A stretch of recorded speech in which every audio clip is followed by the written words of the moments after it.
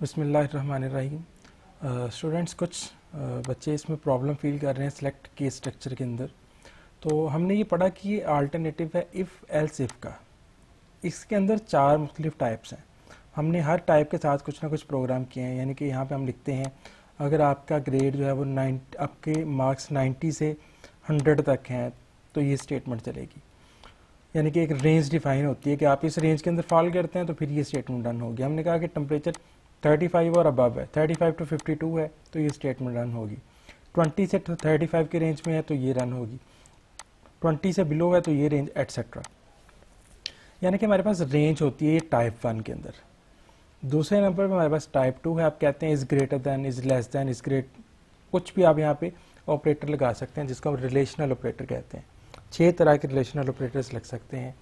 Greater than, equal to, less than, equal to, greater than, equal, less than, उसके बाद equal to और not equal to, ये हम लगा सकते हैं। सिमिलरली ये तीसरी टाइप है और ये चौथी टाइप है कि एक ही लाइन में आप मुख्तलिफ वैल्यूज़ लिख सकते हैं। अभी ये वाली जो आप टाइप्स हैं मुख्तलिफ, ये एक दूसरे का अल्टरनेटिव नहीं है। अब देखें ग्रेड वाला प्रोग्राम जो है कुछ बच्चों ने किया हुआ है कि यहाँ इसके अंदर भी हो सकता है कि आप रेंज लिख दें। इस तरह से हम ये लिखते हैं केस मार्क्स में आप लिखते हैं 90 टू 100, तो यहाँ पे आप ग्रेड लिख देते हैं ए ग्रेड। सिमिलरली आप टाइप 2 के अंदर जाएंगे तो आप लिखेंगे case is greater than equal to 90, तो देन आप लिख देंगे मैसेज बॉक्स में ए ग्रेड। अब ये इन दो तरीकों से तो हो सकता है, आगे वाले दो तरीकों से ये दोनों किसी भी सूरत मुमकिन नहीं है। यानी कि यहाँ पे ये केस तब रन होता है जब ये स्पेसिफिक वैल्यू अक्कर होगी। अगर आप यहाँ पे 91 लिख रहे हैं तो उसमें से इसने एल्स केस को चला देना है, जो आपका लास्ट केस होता है उसको चला देना है। क्योंकि अगर तो एग्जैक्ट वैल्यू मैच करेगी तो ये होगा, एग्जैक्ट वैल्यू मैच करेगी तो ये होगा। हम कहते हैं वीक के डेज है 7, तो 1 के अगेंस्ट मंडे है, 2 के अगेंस्ट ट्यूसडे है, 3 के अगेंस्ट वेडनेसडे है, एंड सो ऑन। अगर आप 8 देते हैं तो केस एल्स चलेगा। अगर तो आपकी एग्जैक्ट वही वैल्यू मैच करनी हो तो आप इस टाइप के ऊपर जाते हैं। अगर आपने सारी वो वैल्यूज जो है वो एक ही लाइन में लिखनी है, आप फॉर एग्जांपल आप लिखते हैं 1, 3, 5, 7 और 9। अगर ये किसी भी डिजिट के एंड पे आ रहा है इसका मतलब है कि नंबर ऑड है। 2, 4, 6, 8 और 0 आ रहा है तो इसका मतलब है कि नंबर इवन है। तो ये टाइप जो हमारे पास ये 4 टाइप है। 1 और 2 किसी हद तक आपस में इंटर कन्वर्टेबल हैं, लेकिन ये ऐसा मुमकिन नहीं है कि एक ही प्रोग्राम को आप इन चारों के साथ परफॉर्म कर सकें, ये मुमकिन नहीं है। सो अगर आप चाहें कि ग्रेड वाला प्रोग्राम करना है तो ये इन दो के साथ होगा। आपके पास ऑपरेटर टाइप 1 है और टाइप 2 है। और अगर आप चाहें कि ये 2-3 बच्चों ने क्वेश्चन मुझे भेजा है लहदा से, लेट मी सी।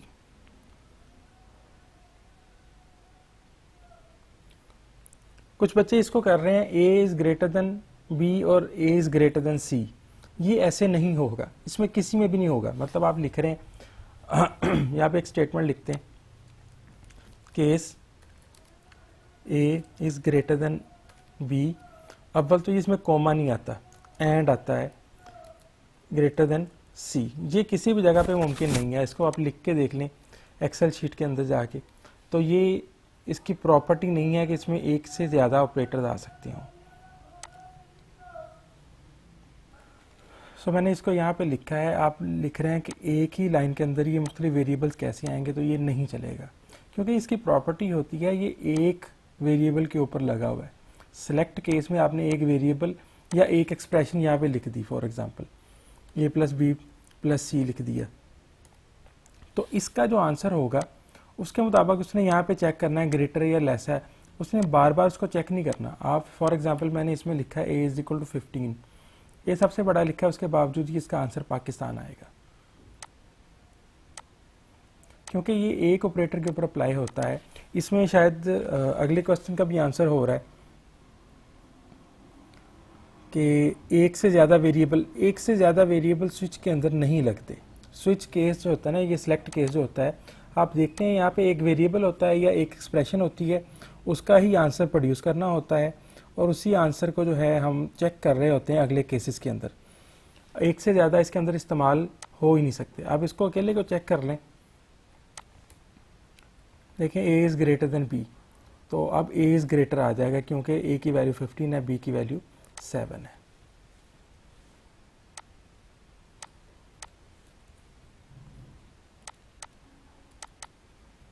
इनको आपने डिम के साथ डिक्लेयर करना है, डिम ए बी सी करके करेंगे तो ये ए इज़ ग्रेटर को शो करेगा। सो ये मेरे ख्याल 3 क्वेश्चंस का आंसर हो गया। आप लोग जितने आपकी क्यूरीज हों आप उनको मुझे सेंड करें तो मैं आपको इसी तरह से उसका वीडियो आंसर जो है ना वो ग्रुप में शेयर कर दिया करूँगा। नहीं बेटा जी, थैंक यू। एक बच्चे ने क्वेश्चन पूछा है कि ये जो फ्लो चार्ट्स हैं लूप के, ये किस तरह से चलते हैं, ये किस तरह से वर्क करते हैं। हमारे पास 4th ये वाली फाइल है वर्ड की जो मैंने आपको सेंड की हुई है, उसके अंदर ये फ्लो चार्ट्स अवेलेबल हैं। हमें ये पता है कि लूप का पर्पस ये होता है कि आप स्टेटमेंट को एक दफ़ा लिखें और एक से ज़्यादा मरतबा चलाएं। यानी कि हम कोई भी स्टेटमेंट है उसको या स्टेटमेंट का ग्रुप है उसको एक दफ़ा लिखेंगे और उसके बाद कंडीशन लगा देंगे। उस कंडीशन के ऊपर डिपेंड करता है कि आपकी स्टेटमेंट कितनी दफ़ा चलेंगी। अब इनकी मुख्तलिफ टाइप्स होती हैं। हमारे पास पहली जो टाइप है वो डू वाइल लूप है। डू वाइल लूप की ये प्रॉपर्टी होती है कि एक कंडीशन चेक करती है, अगर कंडीशन ट्रू होती है तो हम उसकी लूप की बॉडी में आ जाती है। डू टास्क से ये लूप का इनर पार्ट है, ये वाला ये लूप का इनर पार्ट है। अगर ये वाली कंडीशन ट्रू होती है तो हम इस बॉडी में आ जाएंगे। ये देखें हमने यहाँ पे कंडीशन चेक की, कंडीशन के 2 एजेस होते हैं, फॉल्स एंड ट्रू। अगर तो कंडीशन ट्रू है तो हम यहाँ पे आ गए, हमने इसको एग्जीक्यूट किया। आफ्टर एग्जीक्यूशन हम वापस कहाँ पे जाएंगे, कंडीशन पे जाएंगे। जब तक कंडीशन ट्रू रहेगी ये वाला सर्कल जो है ये कंप्लीट होता रहेगा। इस सर्कल को हम नाम देते हैं लूप का। जैसे ही कंडीशन फॉल्स हुई हम इससे बाहर आ गए। फॉर एग्जाम्पल इसमें मैं लिख देता हूँ एक एग्जाम्पल आपके लिए।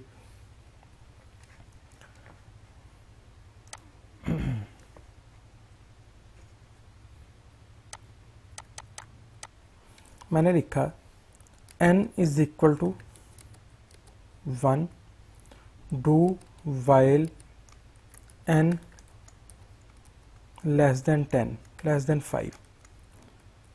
हर दफ़ा मैसेज बॉक्स में हम लिख देंगे पाकिस्तान और यहाँ पे मैं लफ्ज़ लिख देता हूँ लूप। ये हमारे पास लूप बन गई है। अब इस लूप में हमने यहाँ पे एक इंक्रीमेंट लगा देते हैं, n is equal to n plus 1। अब बेटा इस लूप में देखें कि पहले हम यहाँ से लूप के अंदर आएंगे। ये वेरिएबल जो है ना ये डिक्लेयर किया, इनिशियलाइज़ किया, तो हम ये देखें इस लूप के अंदर दाखिल हो चुके हैं यहाँ पे। फिर हमने देखा कि क्या n लेस देन 5 है, यानी कि ये कंडीशन ट्रू है या फॉल्स है। अब देखिए कंडीशन तो ट्रू है, n की वैल्यू 1 है, 5 से छोटी है। कंडीशन ट्रू होने की सूरत में हम लूप की बॉडी में आए, हमने पाकिस्तान डिस्प्ले किया और n की वैल्यू में 1 का इजाफा किया। ये दोनों लाइनें हमारे पास लूप बॉडी यानी कि ये डू टास्क कहला रही हैं। अब n की वैल्यू 2 हो चुकी है। लूप लफ्ज़ हमको वापस यहाँ पे कंडीशन पे लेके जाता है। हम देखा 2 लेस देन 5 होता है, अभी भी कंडीशन ट्रू है। ट्रू होने की सूरत में हम इसके अंदर घूमते रहेंगे, ये 5 दफ़ा चल जाएगी। जब n की वैल्यू 5 हो जाएगी, 5 छोटा नहीं होता 5 से, तब ये कंडीशन फॉल्स हो जाएगी। फिर हम ये डू टास्क इसको परफॉर्म नहीं करेंगे।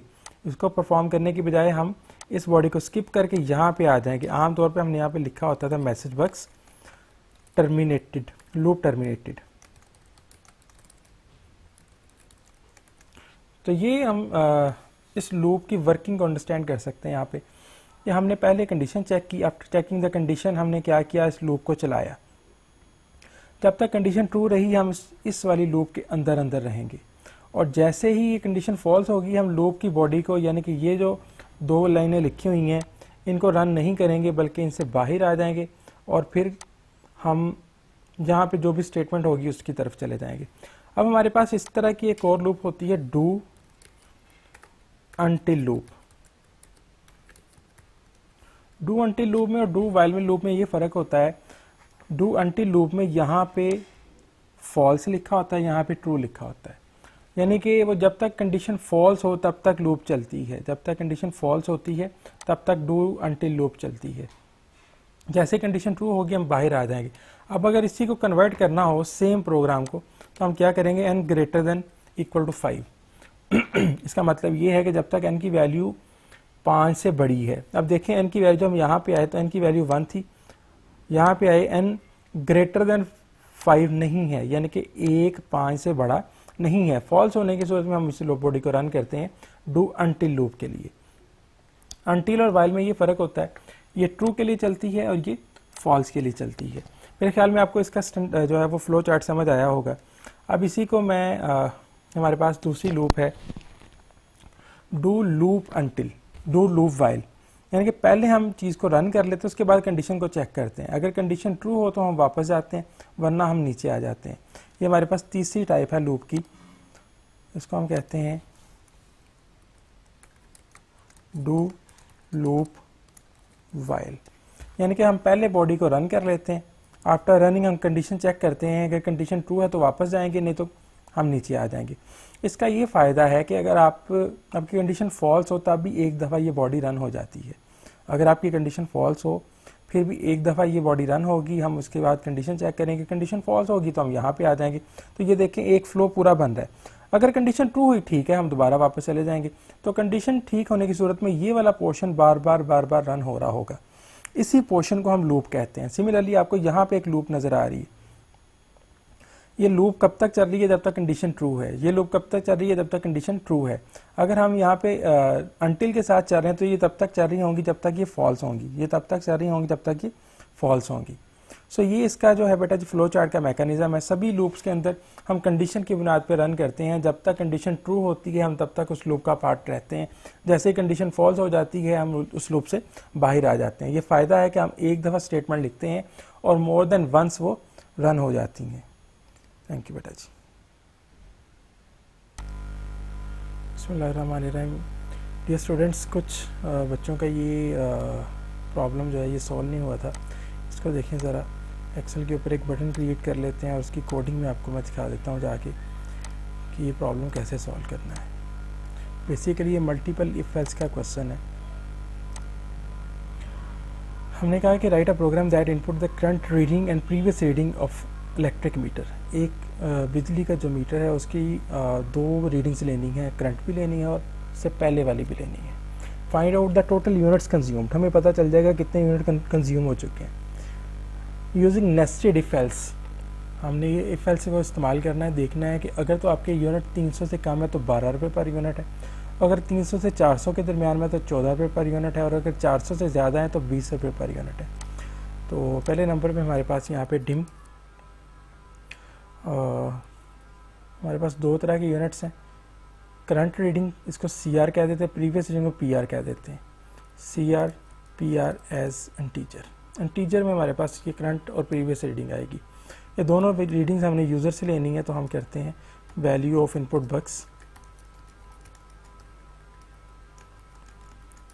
Enter current reading.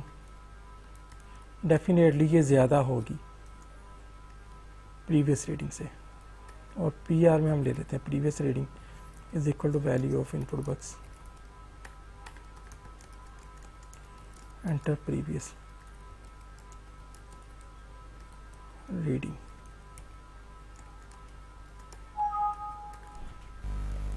तो यहाँ पे हम एक और वेरिएबल क्रिएट कर लेते हैं यूनिट कंज्यूम्ड या यूनिट्स। तो यूनिट्स निकालने के लिए हमारे पास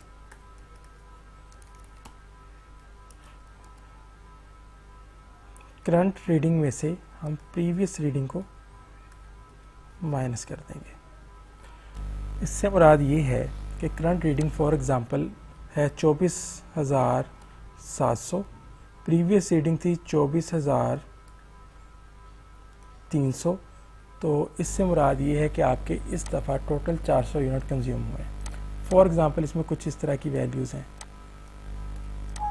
तो हम क्या करेंगे, इनको माइनस करेंगे तो हमारे पास यूनिट कंज्यूम आ जाएंगे। अब हमने यूनिट के ऊपर इफ़ लगा देना है, तो हमारे पास ये यूनिट है। तीन वेरिएबल हमने तीनों इंटीजर लिए हैं क्योंकि पॉइंट्स में यूनिट नहीं होते। हम कहते हैं इफ़ यूनिट्स लेस देन और इक्वल टू 300। देन हमने क्या करना है, एक बिल नाम का वेरिएबल क्रिएट कर लेते हैं, बिल। तो bill is equal to unit multiplied by 12। ये देखें, हमने कहा था कि अगर 300 से कम है तो 12 रुपये उसके ऊपर चार्जेस आएंगे।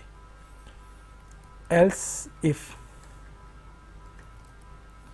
यूनिट्स लेस देन 400 हो, देन क्या करेंगे, हम बिल को जितने यूनिट्स हैं उनको 14 के साथ मल्टीप्लाई कर देंगे। और एल्स अगर ये मतलब आपका बिल जो आपके कंज्यूम यूनिट 300 से भी कम नहीं है, मतलब दोनों कंडीशंस फॉल्स हो जाएंगी। 500 यूनिट फॉर एग्जांपल कंज्यूम हो गए हैं तो पहली कंडीशन भी फॉल्स है, दूसरी भी फॉल्स है। तो उस सूरत में हमने क्या करना है, bill is equal to unit multiplied by 20। यहाँ पे हमने एंड इफ कर देना है। तो आपका जो है ना वो बिल कैलकुलेट हो चुका हुआ है। फॉर एग्जांपल आपके यहाँ पे जो कंज्यूम यूनिट निकले हैं वो हैं 250, तो आपकी ये पहले वाली कंडीशन ट्रू हो जाएगी। पहले वाली के मुताबिक आप 250 मल्टीप्लाइड बाय 12 करेंगे तो आपका आंसर बिल के अंदर स्टोर हो जाएगा। यहाँ पे आप आके मैसेज बॉक्स के through your electricity bill is equal to and bill, ये बिल डिस्प्ले कर देंगे। अगर यूनिट फॉर एग्जांपल 300 से ज़्यादा है, 325 यूनिट कंज्यूम है, तो पहले वाली कंडीशन फॉल्स हो जाएगी। पहले वाली कंडीशन फॉल्स होने के बाद हम दूसरी कंडीशन को चेक करते हैं। तो दूसरी कंडीशन ट्रू हो रही है, हम जो भी आपके यूनिट्स हैं 350 समथिंग उसको 14 के साथ मल्टीप्लाई करेंगे और यहाँ पे आके बिल को डिस्प्ले कर दें। अगर आपके यूनिट्स 400 से ज़्यादा हैं, पहली कंडीशन भी फॉल्स होगी, दूसरी भी फॉल्स होगी, तो हम एल्स वाली कंडीशन के अंदर, एल्स वाले पोर्शन के अंदर आ जाएंगे। हम एल्स को रन करेंगे। आफ्टर डैट हमने क्या करना है, हमने इसको डिस्प्ले कर देना। आप देखेंगे इन सभी में से कोई एक रन हो रही होगी तो आपका बिल कैलकुलेट हो जाएगा। आप इसको देखें दोबारा ज़रा। फॉर एग्ज़ाम्पल आपकी स्टार्टिंग रीडिंग जो है वो, करंट रीडिंग जो है वो 27,400 है। प्रीवियस रीडिंग आपकी 26,950 थी। तो आपके जो यूनिट कंज्यूम है उसके मुताबिक आपका इलेक्ट्रिसिटी बिल, इसको देखता हूँ मैं, एक मिनट। यूनिट्स लिखना है हमने, यहाँ पे वर्ड जो है वो स्पेल सही होंगे तो अदरवाइज इसके अंदर ज़ीरो वैल्यू, ज़ीरो के साथ 12 मल्टीप्लाई होने के बाद ज़ीरो आंसर आ गया। हम दोबारा इसको रन करते हैं।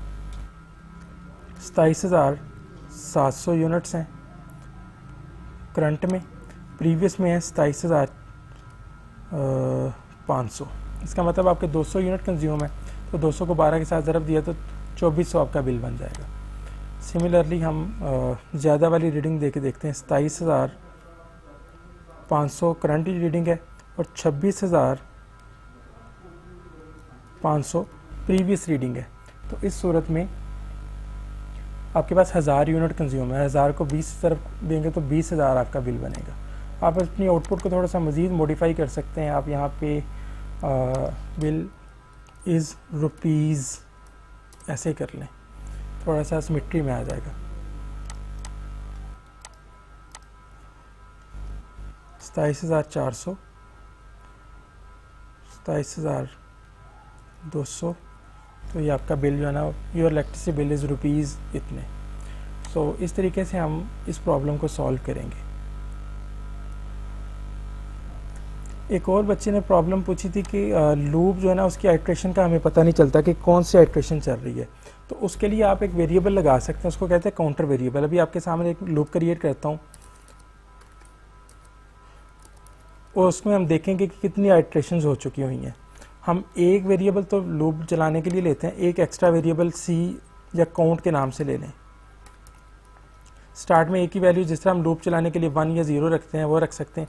काउंट की स्टार्टिंग वैल्यू में रख देता हूँ 0। अब मैंने लिखा है डू वाइल, यहाँ पे मैं लिख देता हूँ a greater than a less than 5, यानी कि ये लूप चलेगी टोटल 4 टाइम। यहाँ पे लूप लिख देता हूँ। यहाँ पे मैं कुछ भी डिस्प्ले कर रहा हूँ। लेट्स सपोज मैंने लिखा मैसेज बॉक्स में पाकिस्तान, पाकिस्तान डिस्प्ले हो रहा है। जब भी मैं लूप में आऊँगा तो लूप में मैं काउंट की वैल्यू में 1 का इजाफा कर दूँगा ताकि मुझे पता चल जाए लूप कितनी दफ़ा चली है। जब भी लूप में आएंगे बेटा देखें काउंट की वैल्यू में 1 का इजाफा हो जाएगा। पहली दफ़ा में इसमें आएंगे तो लूप की काउंट की वैल्यू हो जाएगी 1, दूसरी दफ़ा आएंगे तो लूप इसकी वैल्यू हो जाएगी 2, अगली दफ़ा आएंगे तो इसकी वैल्यू 3 हो जाएगी। इसका मतलब है कि जितनी दफ़ा लूप चलेगी काउंट की वैल्यू बढ़ती जाएगी। मैं आप लूप से बाहर आ जाएं, यहाँ पे आप लिख दें message box total number of iterations in a loop, तो वो किसके बराबर होंगी, in this loop and count. तो आपको पता चल जाएगा ये लूप कितनी दफ़ा चल रही है। फॉर एग्जांपल मैं स्टार्टिंग वैल्यू इसकी 1 रखी हुई है, लेस देन 5 है, यानी कि 1 2 3 4 तक चलेगी, 5 पे जाके कंडीशन फॉल्स हो जाएगी, लूप नहीं चलेगी। आपके पास बेटा जो भी आपका क्वेश्चन था उसमें जो भी लूप है आपको समझ नहीं आ रही कि कितनी आइट्रेशन हुई है, आपने क्या करना है, एक काउंट नाम का वेरिएबल बनाना है, उसकी स्टार्टिंग वैल्यू रखनी है 0, लूप के अंदर जाके आपने काउंट के अंदर लिख देना है काउंट प्लस 1। तो हर दफ़ा जब इसमें आएंगे लूप की वैल्यू एक बढ़ती जाएगी। लूप से बाहर आ जाए, जब लूप ख़त्म हो जाए आपको पता चल जाएगा कितनी आइट्रेशन आपकी लूप के अंदर आई हुई है। तो आप देखें ज़रा, इसको रन करते हैं, 4 दफ़ा चला, उसने बता दिया आपकी लूप 4 दफ़ा चली है। कुछ बच्चे कंफ्यूज हो जाते हैं, यहाँ पे इक्वल साइन लगा होगा, फिर कितनी दफ़ा चलेगी, यहाँ पे स्टार्टिंग 0 से हो रहा, फिर कितनी दफ़ा चलेगी। तो आप क्या करें, मैसेज बॉक्स के अंदर उसको डिस्प्ले कर दें कितनी दफ़ा चलेगी, लास्ट पे एक मैसेज बॉक्स आएगा, आपको पता चल जाएगा टोटल ये 6 टाइम चली है। तो number of iteration in a loop आपने अगर कैलकुलेट करनी है तो उसका बेहतरीन तरीकाकार क्या है कि आप एक वेरिएबल ले लें, काउंटर लगा दिया आपने, स्टार्टिंग वैल्यू 0 रख दी है क्योंकि अभी आप लूप के अंदर गए नहीं हैं। लूप के अंदर गए हैं पहली दफ़ा, ये लूप बॉडी के, जब भी आप लूप के अंदर आएंगे आप इसकी वैल्यू में 1 का इजाफा करते जाएंगे। अब ये वाली बॉडी जितनी दफ़ा एग्जीक्यूट होगी उतनी दफ़ा इसमें 1 का इंक्रीमेंट लगता रहेगा, और जब आप लूप से बाहर आएंगे आप इसको डिस्प्ले कर लें, आपको पता चल जाएगा आपकी लूप टोटल कितनी दफ़ा चली है।